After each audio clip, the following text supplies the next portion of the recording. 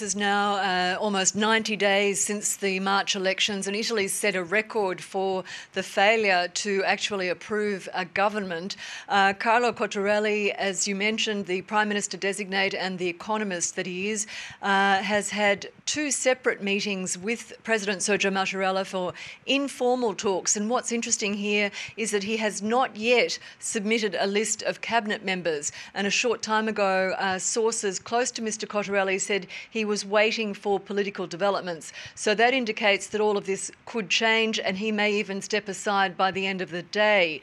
The head of the Five-Star Movement, Luigi Di Maio, late yesterday said he was willing to drop his push for impeachment proceedings against the president, which he called for after the collapse of the talks at the weekend. He said he was willing to reopen negotiations about setting up a political government, but now that seems unlikely because Matteo Salvini, the head of the League and his ally in those former negotiations, says he wants to push for fresh elections. He would be willing to have a government to handle any kind of emergency issues, but he wants to see fresh elections. Even though Mr Salvini said that he perhaps doesn't want those elections as soon as July, because he said that Italians take their holidays, their summer vacation, very seriously, and those holidays should be sacrosanct. So we're likely to see an interim government of some kind, we're not quite sure yet, before we can see elections held possibly in September or October.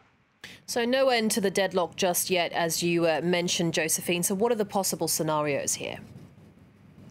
The possible scenario is that we see some sort of technocratic government, perhaps with Mr Cottarelli. That does seem unlikely because the political parties said that they couldn't endorse that kind of government in both houses of parliament in a vote of confidence. Will we see some sort of political compromise and another candidate emerge? Will the president turn to the former Prime Minister, Paolo Gentiloni, to step into the breach and somehow keep this government going for the next couple of months until elections can be held? It's really very unclear at the moment, but what we do know is Italy is facing several major international meetings in the coming weeks. There's the G7 in Canada next week. There's a NATO meeting that's critical in July. And there's also the European Council summit at the end of June. So major international summits and conferences taking place where Italy is a key player. And without this critical political leadership in place, it's a very difficult time and is certain to make the political turmoil in Italy a little bit more intense, and the financial markets certainly will continue to be nervous in the coming days and weeks.